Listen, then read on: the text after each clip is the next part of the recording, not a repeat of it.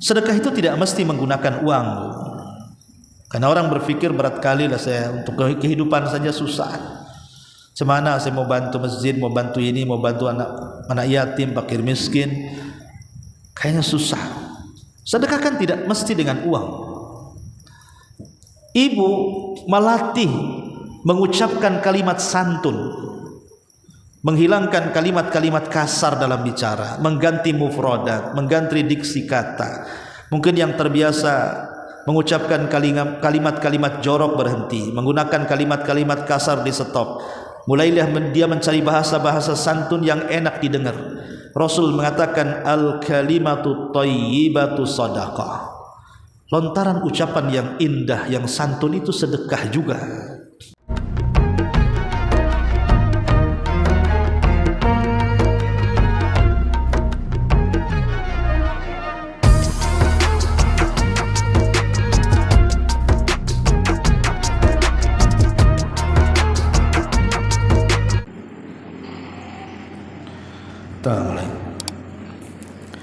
Bismillahirrahmanirrahim.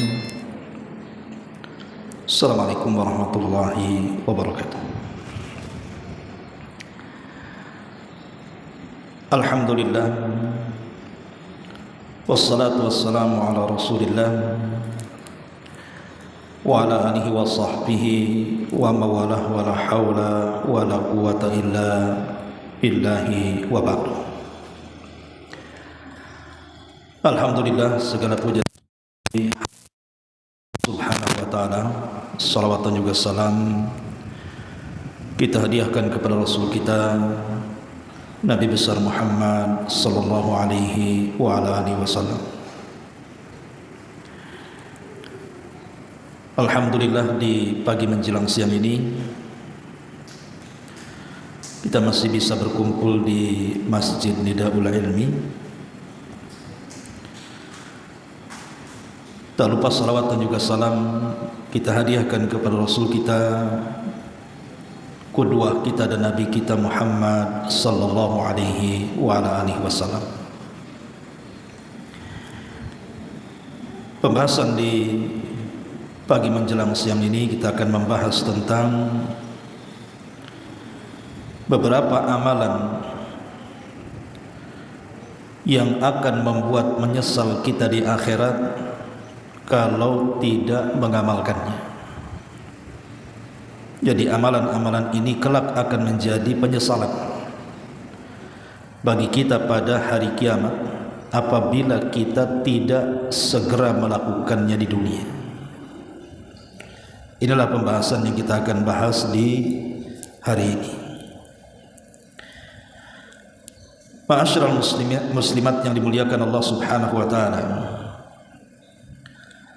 kita tahu bahwa kehidupan dunia ini adalah tempat berlomba-lombanya kita memperbanyak amalan saleh. Makanya di banyak ayat dalam Al-Quran Allah Subhanahu wa ta'ala mengisyaratkan akan itu. Seperti Allah menyebut dalam surah Al-Imran ayat 133, wasari'u ila magfiratin mir rabbikum wa jannatin arduha as-samawati wal ardu uiddat lil muttaqin. Bersegeralah kalian menuju ampunan dari Rabb kalian, karena surga yang luasnya selangit dan sebumi itu diperuntukkan untuk orang-orang yang bertakwa. Dalam ayat ini Allah menyuruh kita untuk berlomba-lomba dalam kebaikan. Wasari'u ila maghfirah. Berlomba-lombalah kalian untuk mendapatkan ampunan Allah. Dan Allah juga mengatakan dalam surah Al-Hadid 21-nya, sabiqu ila maghfirati mir rabbikum wa jannatin arduha ka ardis samai wal ardi. Berlomba-lombalah kalian untuk mencapai ampunan Allah, karena surga yang luasnya seluas langit dan bumi diperuntukkan untuk mereka. Kemudian juga Allah Subhanahu wa taala menyebutkan dalam surah Al-Waqiah ayat 10 sampai 11, as-sabiqun as-sabiqun ulaikal muqarrabun.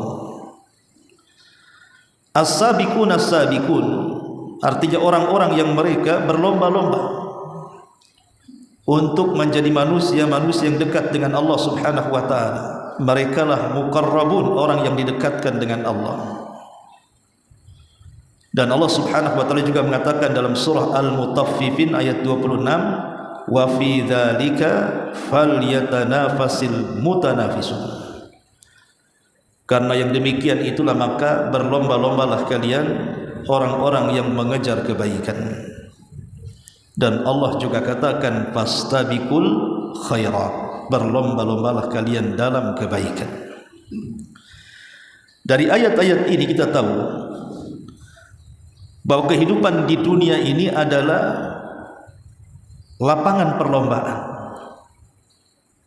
Di dunia ini tempat kita berlomba-lomba. Karena orang yang lambat amalannya itu tidak bisa dikejar nasabnya. Kata Nabi SAW, man batta'a bihi amaluhu lam yusri' bihi nasabuhu. Orang kalau lambat amalnya, kata Rasul, tidak mungkin dikejar nasabnya. Walaupun nasabnya keturunan Nabi sekalipun, atau dikenal dengan Habib, Sayyid, Syarif, atau apalah namanya, yang mengaku keturunan Nabi. Kalau amalan mereka lambat, maka nasab mereka tidak mungkin mengejar amalannya. Karena yang menentukan orang masuk surga itu dengan amalannya, bukan dengan nasabnya. Makanya Nabi SAW mengatakan kepada putrinya sendiri Fatimah, ya Fatimah binta Muhammadin salini ma syi'ti la ugni anki minallahi syai'an. Wahai Fatimah putri Muhammad, mintalah segala sesuatunya di dunia, karena di akhirat aku tidak bisa menolong engkau kecuali dengan amalannya. Lihat bagaimana Nabi SAW tidak bisa menolong Fatimah dari azab Allah, bahkan tidak bisa menolong keluarga-keluarga yang lain dari azab Allah Subhanahu wa taala kalau hanya mementingkan nasab. Karena yang bisa menghalangi manusia dari azab Allah itu adalah amal solehnya. Makanya mumpung di dunia ini perbanyak amal soleh, karena nanti di akhirat kita akan dibuat menyesal akan perbuatan kita sendiri di dunia. Seperti Allah Subhanahu wa taala berfirman dalam surah Fatir 37, wa hum yastarihuna fiha rabbana akhrijna na'mal salihan ghairal ladzi kunna na'mal. Mereka penduduk neraka itu menjerit-jerit kesakitan karena azab Allah. Mereka pun berdoa, ya Rabb, keluarkan kami dari neraka ini. Kami akan ke dunia lagi. Berikan kesempatan kami untuk beramal saleh. Karena dulu banyak amal-amal saleh yang kami tinggalkan. Mulai mereka melakukan penyesalan di sini. Tapi apa jawaban Allah Subhanahu wa taala? Awalam nu'ammirkum ma yatadzakkaru fihi man tadzakkar. Bukankah di dunia, kata Allah, aku sudah memberikan usia yang panjang kepadamu, dan sudah kukirim orang-orang yang akan memberikan peringatan kepadamu. Kemanakan usiamu, dan kenapa pemberi peringatan kau tidak mendengarkannya? Lihat bagaimana orang-orang yang selama di dunia itu kurang amalnya, maka mereka akan menyesal nanti pada hari kiamat dan meminta dikembalikan ke dunia. Mungkin, mustahil. Ma'asyiral muslimat yang dimuliakan Allah Subhanahu wa taala. Bahkan disebutkan dalam surah As-Sajdah ayat 12, Allah mengatakan, walau tara idzil mujrimuna naqisu ru'usihim inda rabbihim rabbana absarna wa sami'na farji'na na'mal salihan inna muqinun. Dan kalau sekiranya engkau melihat orang-orang yang berbuat dosa itu, mereka menundukkan kepala mereka di hadapan Rabb mereka, mereka pun mengatakan, Rabb kami, kami sudah melihat neraka, kami sudah mendengar gemuruh neraka, kembalikan kami ke dunia ya Rabb, agar kami bisa beramal saleh, dan kami sekarang yakin sekali. Lihat, ayat ini juga menggambarkan orang-orang yang banyak melakukan dosa di dunia dan sedikit melakukan amal soleh di dunia, kemudian di akhirat mereka diperlihatkan neraka, baru mereka mengatakan absarna wa sami'na, kami sudah melihat dan kami mendengar gemuruhnya. Kemudian mereka menyesal dan mengatakan farji'na na'mal salihan, kembalikan kami wahai Rabb ke dunia, kami akan beramal saleh. Mungkin? Mustahil. Makanya kenapa Allah Subhanahu wa taala mengatakan wa anfiqu mimma razaqnakum min qabli an ya'tiya ahadakumul maut fayaqul rabbi laula akhartani ila ajalin qarib fa asaddaqa wa akum minas salihin. Bersedekahlah apa yang telah kami rizkikan kepada kalian sebelum datang kematian menjemput kalian. Tiba-tiba kalian bicara, Rabb kami, kembalikan kami ke dunia walaupun sesaat, agar kami bisa bersedekah dan kami bisa beramal saleh. Mungkin? Mustahil. Dan Allah juga mengatakan bagaimana penyesalan yang hebat yang mereka rasakan sehingga mereka mengatakan yaqulu ya laitani qaddamtu li hayati. Mereka mengatakan kelak pada hari kiamat, duhai celaka aku, duhai celaka aku, qaddamtu li hayati, apa yang telah aku lakukan selama perjalanan hidupku, apa yang akan aku serahkan ke hadapan Allah dengan perjalanan kehidupanku yang penuh dengan maksiat dan sedikit amal. Ma'asyiral muslimat yang dimuliakan Allah Subhanahu wa taala, jangan lagi cerita nanti pada hari kiamat. Ketika kita meninggal dunia saja, baru masuk dalam kubur, penyesalan itu sudah ada. Sebagaimana Allah mengatakan hatta idza jaa ahadahumul mautu qala rabbirji'uni. Ketika salah seorang di antara kalian dijemput kematiannya, dia pun mengatakan ya Rabb, kembalikan aku ke dunia, la'alli a'malu salihan, agar aku bisa beramal saleh. Tapi apa jawaban Allah? Kalla innaha kalimatun huwa qailuha. Mustahil, karena ada dinding barzah yang memisahkan engkau dengan kehidupan dunia.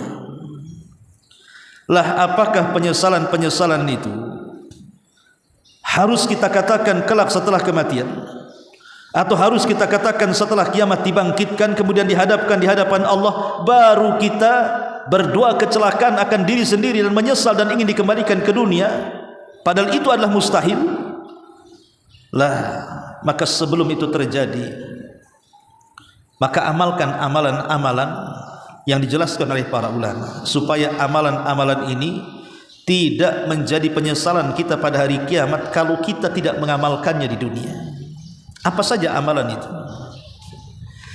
Ma'asyiral muslimat yang dimuliakan Allah Subhanahu wa taala, yang pertama, jaga salat, terutama salat 5 waktu, karena itu salat yang diwajibkan kepada kita.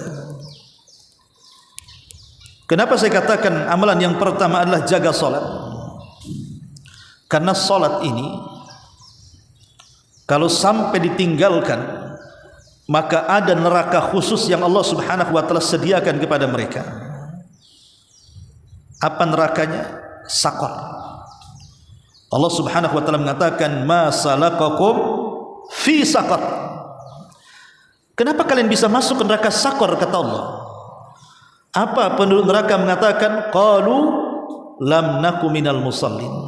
Karena dulu di dunia kami tidak pernah salat.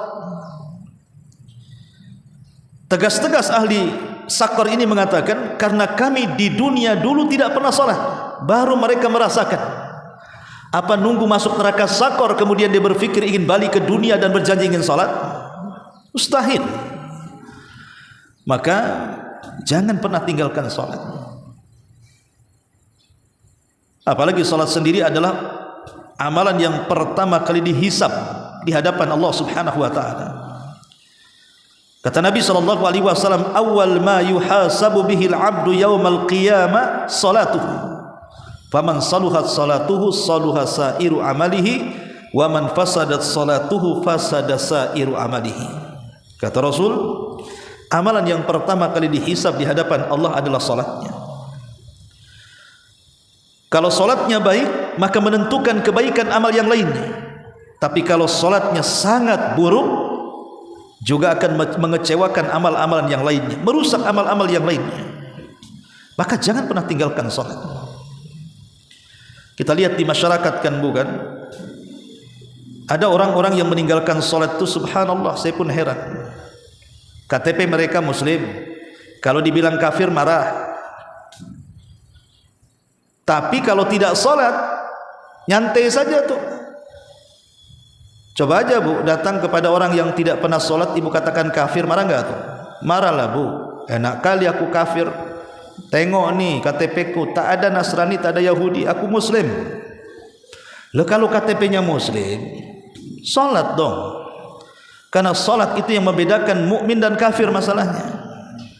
Tapi biasa saja di masyarakat itu, kayak tak ada beban orang tak solat itu.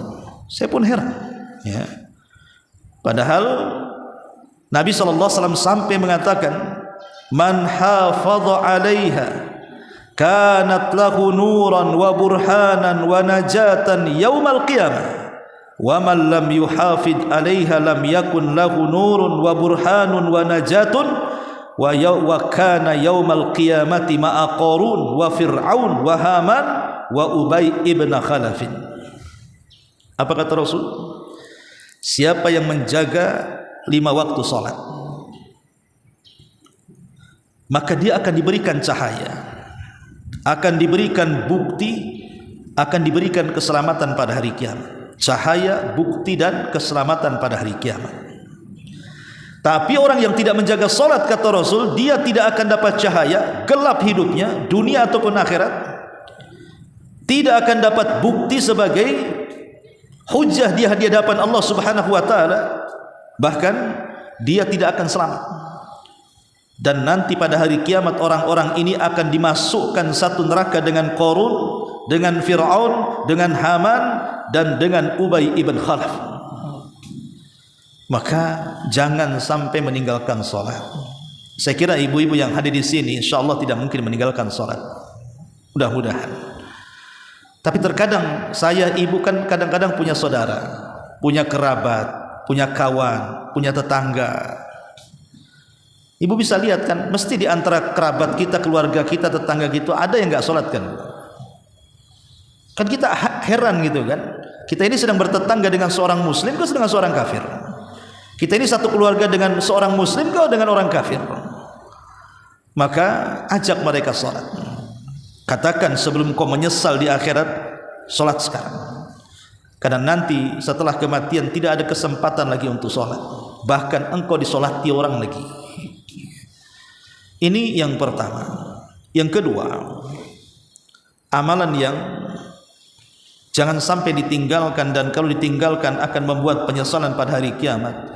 Malas untuk istighfar. Jangan malas istighfar. Karena saya, ibu atau siapapun, tidak lepas daripada dosa. Manusia itu loh, sarangnya dosa, tempatnya dosa, tempatnya salah. Kalau ada orang mengatakan aku tidak pernah berbuat dosa, Ustaz, kadzab, dusta engkau. Mana ada orang tidak berbuat dosa? Sehari-hari kita ini berbuat dosa. Tidak dosa mata, dosa telinga.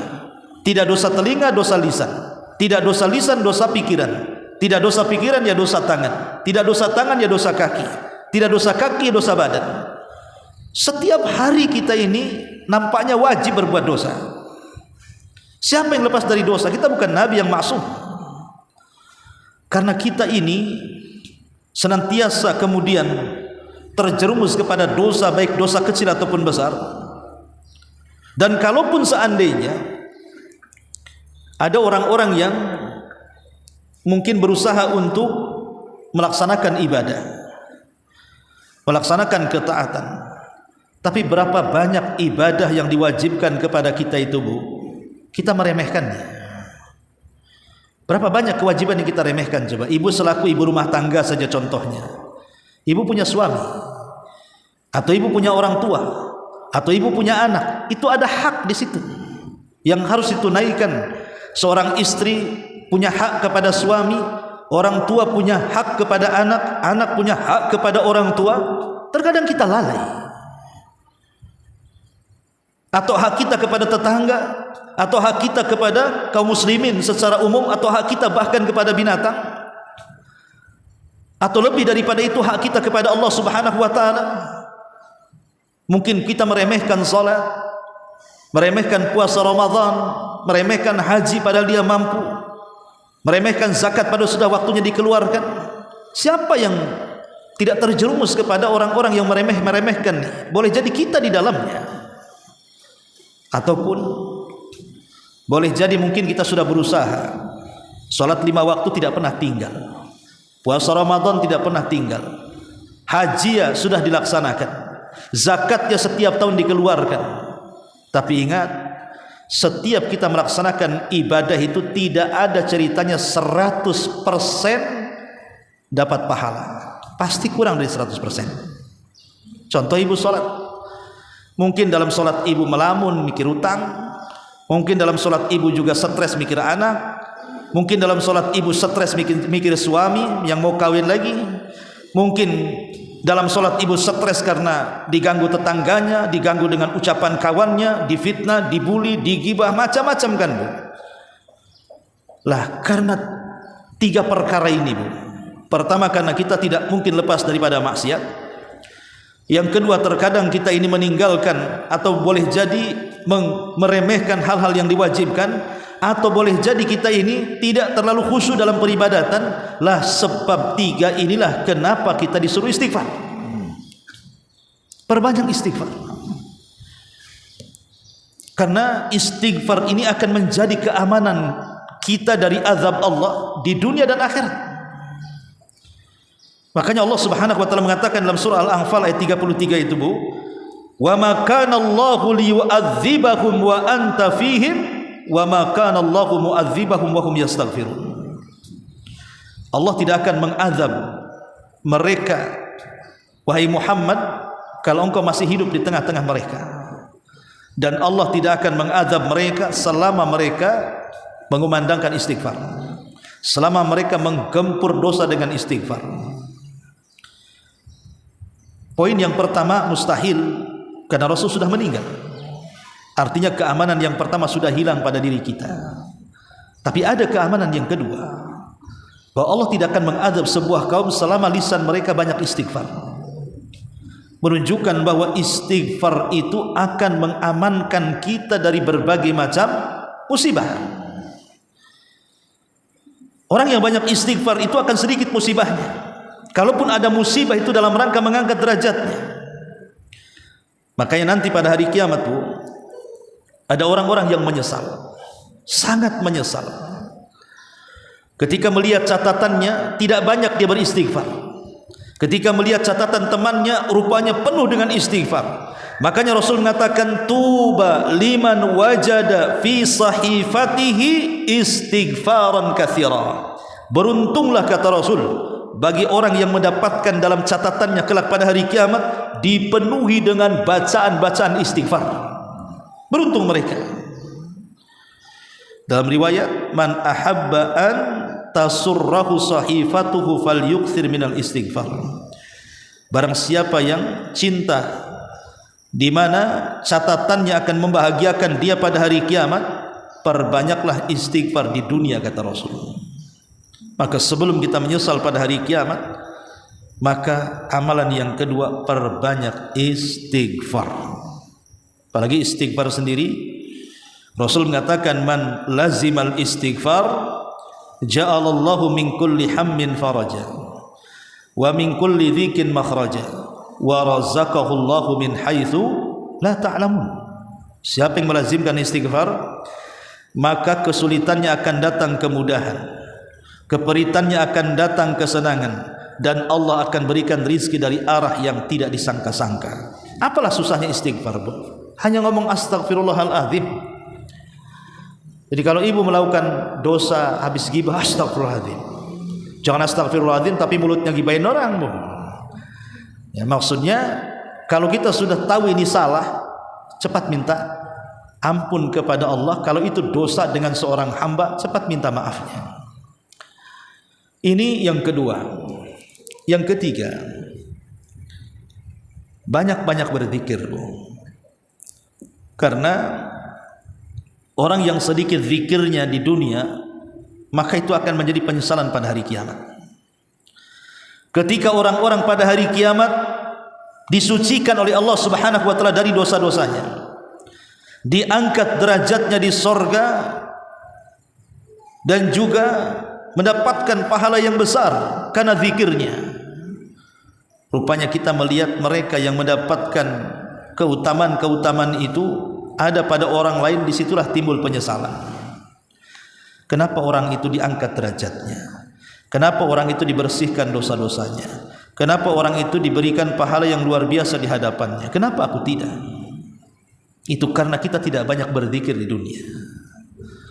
Padahal Nabi SAW sudah mengatakan, ala unabbi'ukum bi khairi min a'malikum wa azkaha inda malikikum wa arfa'uha fi darajatikum wa khairun lakum min infaqiz zahabi wal warik wa khairun lakum min an talqaw aduwakum fatadribu a'naqahum wa yadribu a'naqakum. Qalu bala ya Rasulullah. Qala dzikrullahi azza wa jalla. Kata Nabi SAW, mau enggak aku habarkan kepada kalian amal yang paling baik, yang bisa membersihkan dosa-dosa kalian di hadapan Rabb kalian, yang bisa mengangkat derajat-derajat kalian, dan itu lebih baik daripada infak emas dan perak, dan itu lebih baik daripada engkau berjumpa dengan musuh, engkau membunuh musuh atau engkau dibunuh musuh. Tentu sahabat heran, amal apalah itu pahalanya gede gitu? Amal apa itu kok pahalanya luar biasa seperti itu? Maka Rasul mengatakan, zikrullah, perbanyak zikir. Zikir ini Bu, bukan amalan sulit, bukan kayak ngaji kayak gini kan Ibu ya, dari rumah nunggu jam 10, tahu-tahu sudah jam 10 tak datang juga, molor akhirnya 10.05, ujung-ujungnya ngajinya setengah 11. Kan ada waktunya Bu. Zikir nggak seperti orang ngaji, ya. Zikir nggak seperti orang sholat harus nunggu waktu. Nanti kita wudu, pusing apakah punya hadas kecil, udah hadas besar, kalau hadas besar harus mandi lagi. Kemudian setelah sholat ada gerakan, ada bacaan. Atau zikir bukan seperti ibadah haji yang perlu dengan fisik dan biaya. Tidak sama juga dengan puasa yang lapar-lapar dan dahaga. Zikir dulu ibadah yang ringan. Anak kecil bisa melakukannya, anak remaja bisa melakukannya, orang dewasa, orang tua bisa melakukannya, laki-laki, wanita bisa melakukannya, orang haid, orang yang suci bisa melakukannya, orang nifas, orang wanita suci bisa melakukannya, lagi safar, lagi mukim, lagi duduk, lagi berdiri, lagi jalan, lagi berkendaraan, lagi sakit, lagi sehat. Zikir ini bisa dilakukan siapa saja, kapan saja, di mana saja. Cukup gerakan lisan kita itu sudah zikir, dengan bertasbih, bertahlil, bertakbir, bertahmid, dan begitu seterusnya. Makanya di zaman Rasul ada sahabat Abdullah ibn Busr radhiyallahu anhu, dia mengatakan, ada seorang laki-laki menghadap Rasul dan mengatakan, inna syara'i al-Islam qad kathurat alayya ya Rasulullah, fa akhbirni bi syai'in atashabbas bihi. Qala la yazalu lisanuka radban min dzikrillah. Ada seorang laki-laki di zaman Rasul, dia mengatakan, Rasul, syariat Islam yang diperintahkan kepadaku banyak kalilah, aku harus begini, harus begini, harus begini, banyak kalilah syariat Islam yang sudah numpuk yang harus aku lakukan ini wahai Rasul. Maka kata Nabi SAW ketika ditanya oleh sahabat ini, kalau gitu habarkan kepadaku dengan sesuatu yang bisa aku istiqomah melakukannya, karena ibadah itu banyak, selain yang wajib itu kan banyak Bu. Ada sedekah, ada silaturahim, ada baca Quran, ya kan Bu, ada dakwah, ada mencari ilmu, macam-macam ibadah selain ibadah wajib itu. Orang ini mengatakan, ya Rasulullah, habarkan kepadaku satu ibadah yang aku bisa istiqomah, yang aku bisa kerjakan baik ketika duduk, ketika berdiri, ketika berlari, ketika berjalan, yang bisa dikerjakan ketika sakit, ketika sembuh, yang aku bisa kerjakan ketika mukim, ketika safar, yang semua orang bisa lakukan, anak kecil, orang dewasa, laki-laki, perempuan. Apalah ibadah itu wahai Rasul? Apa kata Nabi SAW? La yazalu lisanuka radban min dzikrillah. Kalau bisa lisanmu basahi dengan zikir. Itulah ibadah yang bisa istiqomah di situ. Karena tidak ada pembatas waktu, pembatas tempat, pembatas keadaan. Zikir itu bisa dilakukan kapan saja. Ibadah ringan, tapi kalau tidak banyak dikerjakan di dunia akan menjadi penyesalan pada hari kiamat. Mana hadisnya? Hadis Abu Hurairah radhiyallahu anhu. Nabi SAW mengatakan, man qa'ada maq'adan lam yadhkurillaha ta'ala fihi kanat alaihi minallahi tirah wa man ittaja'a mudji'an la yadhkurullaha fihi kana alaihi minallahi tiratun. Siapa yang duduk? Ya duduk di mana saja. Kadang-kadang ibu duduk di rumah, duduk sama kawan, duduk di pengajian, ya pokoknya duduk di mana aja lah. Siapa yang duduk bermajelis gitu ya, kok dia tidak berzikir dalam duduknya itu? Paman ibu lagi ngantri nih, ibu lagi ngurus KTP, ngantri di Disduk, ibu lagi ke bank, ngantri antrian, ibu lagi ke pasar, ngantrilah antrian. Kan sering ibu kejebak antrian kan? Nggak mungkin ibu tidak pernah kejebak antrian, pasti kejebak, entah di kantor, entah di kantor pemerintahan, ya pasti itu. Lah itu kan bisa kita manfaatkan untuk berzikir kan Bu. Makanya Rasul mengatakan, siapa yang duduk kemudian dia tidak menyebut nama Allah di dalamnya, maka dia akan mendapatkan penyesalan di hadapan Allah. Siapa yang berbaring dan tidak berzikir kepada Allah, maka dia pun akan mendapat penyesalan di hadapan Allah. Dia akan menyesal nanti pada hari kiamat di hadapan Allah. Kenapa aku tidak banyak berzikir? Padahal zikir itu ibadah yang paling mudah. Ibu jalan kaki dari sini ke rumah pun bisalah 100-200 kali mengucapkan subhanallah, mengucapkan alhamdulillah, mengucapkan la haula wala quwata illa billah, dan zikir-zikir yang lainnya. Ya, ini yang ketiga. Yang keempat, Al-Quran. Al-Quran ini kalau tidak dibaca dan dipelajari dan diamalkan, nanti pada hari kiamat akan menjadi penyesalan. Nabi SAW mengatakan dalam sebuah hadis, kata Nabi SAW, iqra'ul Qur'ana fa innahu ya'ti yaumal qiyamati syafi'an li ashabi. Bacalah Quran di dunia, karena Quran kelak pada hari kiamat akan menjadi syafaat bagi para pembacanya. Keselamatan manusia di akhirat Bu, itu ditentukan salah satunya dengan syafaat, dan lebih daripada itu dengan rahmat Allah Subhanahu wa taala. Jadi nanti pada hari kiamat ketika banyak orang yang kemudian diselamatkan dengan syafaat mereka karena bacaan Quran di dunia, kita pula menanti-nanti syafaat itu tak datang-datang. Apakah kita menunggu tidak datang syafaat pada hari kiamat? Maka sebelum itu terjadi, ini kesempatan kita. Ibu ketika membaca Quran, bayangkan bahwa Quran ini akan menolong ibu pada hari kiamat. Ibu ketika membaca Quran, bayangkan kalau Quran ini kelak akan jadi syafaat kita pada hari kiamat, supaya makin semangat bacanya. Quran itu bukan rutinitas dibaca yang tidak ada pahalanya. Quran ini bukan hanya sekedar identitas kita seorang muslim, kalau tidak bisa membaca Quran kemudian dikatakan orang kafir. Enggak. Lebih daripada itu, Quran itu diturunkan memang untuk diibadahi bacaannya, tetapi pada dasarnya Quran itulah yang akan kita jadikan hujah di hadapan Allah untuk keselamatan kita, karena dia akan datang jadi syafaat pada hari kiamat.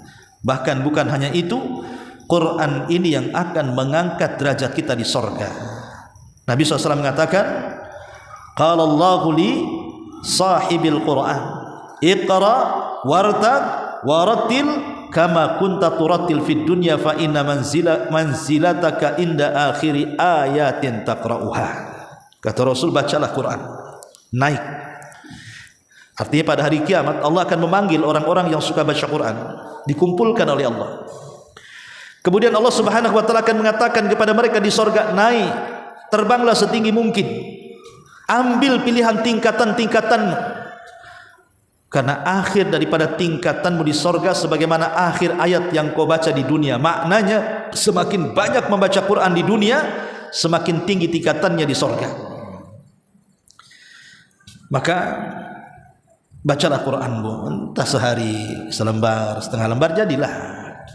Habis subuh, habis asar, malam, kan? Entah dari mushaf, entah dari hafalan, bacalah Quran. Ini yang keempat, yang kelima, sedekah. Ibu jangan bakhil bersedekah. Karena ayat-ayat yang tadi saya baca di muqaddimah, di antara penyesalan manusia pada hari kiamat ketika mereka tidak banyak bersedekah di dunia. Sehingga Allah Subhanahu wa taala mengatakan, "Rabbi laula akhartani ila ajalin qarib la asaddaqa wa akum minas salihin." Ya Rabb, kalau kau hidupkan aku sesaat ke dunia, maka yang pertama kali kulakukan adalah sedekah. Jadi cita-citanya penduduk kubur bu, kalau seandainya mereka bangkit ke dunia, yang pertama kali yang mereka lakukan itu sedekah. Dan subhanallah, setiap pagi Allah itu mengirim 2 malaikat bu. Setiap pagi Allah itu mengirim malaikat, 2 malaikat, di mana satunya mengatakan Allahumma timumfikan khalafa. Ya Allah, kata malaikat ini, kalau hari ini ada orang yang sedekah, lipat-lipat gandakan tuh hartanya. Malaikat satunya mengatakan Allahumma timumsikan talafa. Ya Allah, tahanlah tu rizkinya si bakhil-bakhil itu, jangan sampai dikembangkan hartanya, jangan sampai diberikan berkah hartanya. Subhanallah, tiap pagi loh malaikat didoakan, mendoakan kita ya. Sedekah itu tidak mesti menggunakan uang bu. Karena orang berpikir berat kali lah saya untuk kehidupan saja susah. Semana saya mau bantu masjid, mau bantu ini, mau bantu anak yatim, fakir miskin, kayaknya susah. Sedekah kan tidak mesti dengan uang. Ibu melatih mengucapkan kalimat santun, menghilangkan kalimat-kalimat kasar dalam bicara, mengganti mufradat, mengganti diksi kata. Mungkin yang terbiasa mengucapkan kalimat-kalimat jorok berhenti, menggunakan kalimat-kalimat kasar di stop. Mulailah dia mencari bahasa-bahasa santun yang enak didengar. Rasul mengatakan al-kalimatu thayyibatu sadaqah. Lontaran ucapan yang indah, yang santun itu sedekah juga. Ya, sedekah. Karena sekarang ini banyak orang-orang yang kadang-kadang lisannya itu justru digunakan untuk menggibah, membicarakan saudaranya yang belum tentu terjadi pada saudaranya. Kalau terjadi gibah, kalau tidak terjadi dusta tuh. Dua-duanya salah. Kalau kita membicarakan saudara kita, seandainya tidak benar itu sebuah kedustaan, seandainya benar itu sebuah gibah. Enggak usahlah kita ini mikir kesalahan orang. Kesalahan kita sudah banyak, ngapain pula bicara orang? Boleh jadi orang yang kita bicarakan itu jauh lebih baik dibandingkan kita yang berbicara soal dia. Atau yang kita bicarakan itu dia punya amal yang tidak tahu, yang dia amalkan dengan ikhlas kepada Allah, sementara kita tidak punya. Kita hanya melihat dohirnya saja, dia orang jelek, atau kata orang dia begini, rahasia orang tidak ada yang tahu. Boleh jadi nampak dohirnya jahat, rupanya dia punya amalan yang ikhlas, dia pula lebih baik di hadapan Allah dibandingkan kita yang dohirnya baik. Karena amalan itu yang menilai Allah. Maka biasakan kalau bicara itu yang santun, yang sopan, jaga lisan, jangan gibah, jangan namimah, jangan mengadu domba, jangan jadi kompor 25 kilo dan begitu seterusnya ya. Jadi sedekah tidak mesti harta, ucapan yang baik, bahkan senyuman saja, senyuman. Makanya saya sering nasihati ibu kalau di pengajian, ya sesama akhwat, bukalah cadar itu supaya nampak wajahnya. Nanti LGBT pula yang masuk ya, kan ada yang ketangkap tuh bu, laki-laki pakai cadar rupanya. Ya kalau di pengajian yang pakai cadar buka, kan ada tabirnya, sesama ibu aja yang memandang. Nanti supaya ibu tahu si anu tukang senyum, si anu itu jarang senyum, oh si anu giginya gigi keret ya, karena senyumannya yang hangat dan begitu seterusnya. Jadi kan enak bu, kalau semua pakai cadar, yang sinis nggak yang sinis itu tidak tahu. Dan itu keakraban, jadi kan tahu mukanya, oh si anu kan enak bu. Di situ nampak ibadah. Kalau ibu pakai cadar kemudian senyum, nampak nggak senyum ibu? Macam mana mau ibadah? Ibadahnya terhalang Ya, nanti orang nyangka ibu lagi ngeledekin, ngeluarin lidah dia kan, padahal ibu lagi senyum sebenarnya. Itu gara-gara pakai cadar. Buka saja kalau di pengajian. Ya, kecuali kalau pengajiannya nggak pakai tabir, nampak ustadznya, ya nggak usah kan.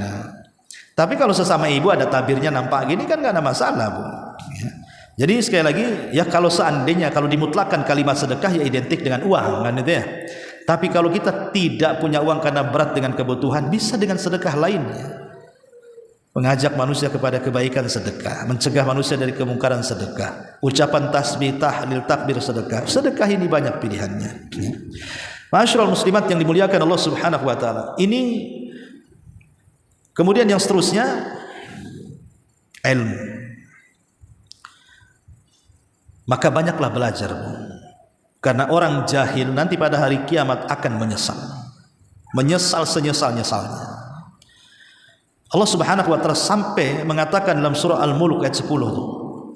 Wa qalu law kunna nasma'u aw na'qilu ma kunna fi ashabis sa'ir. Dan mereka berkata sekiranya kami di dunia mendengarkan ataupun memikirkan peringatan-peringatan itu, niscaya tidaklah kami termasuk menjadi para penghuni-penghuni neraka yang menyala-nyala.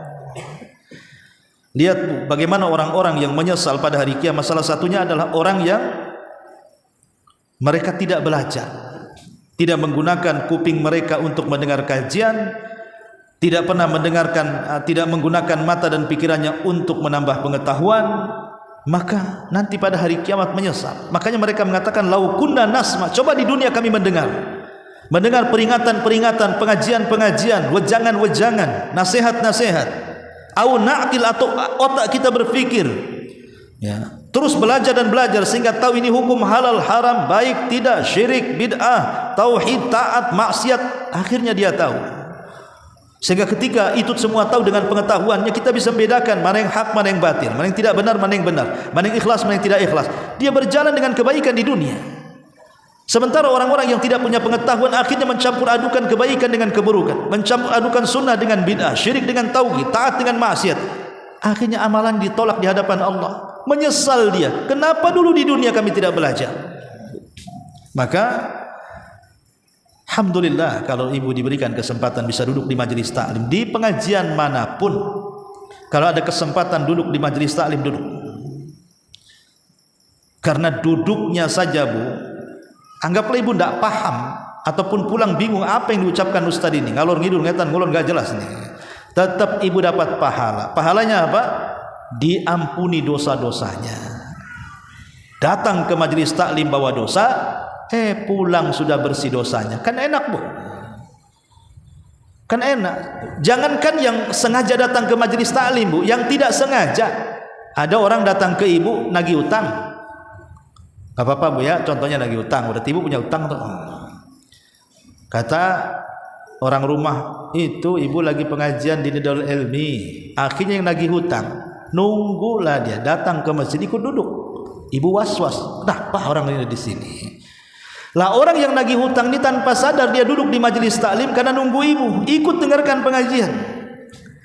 Sahabat mengatakan, ya Rasul, apakah orang seperti itu juga sama dapat pahala? Maka Rasul mengatakan, ya, maka orang itu adalah orang yang teman-temannya tidak mungkin mencelakakan dia. Dia pun akan diampuni dosa-dosanya. Itu yang tidak sengaja datang, Bu. Apalagi yang sengaja datang, memang ingin datang ke pengajian, man salaka tariqan yaltamisu fihi ilman sahhalallahu bihi tariqan ilal jannah. Siapa yang melangkahkan kakinya menuju tempat kajian dalam rangka mencari ilmu agama, Allah mudahkan jalannya ke surga.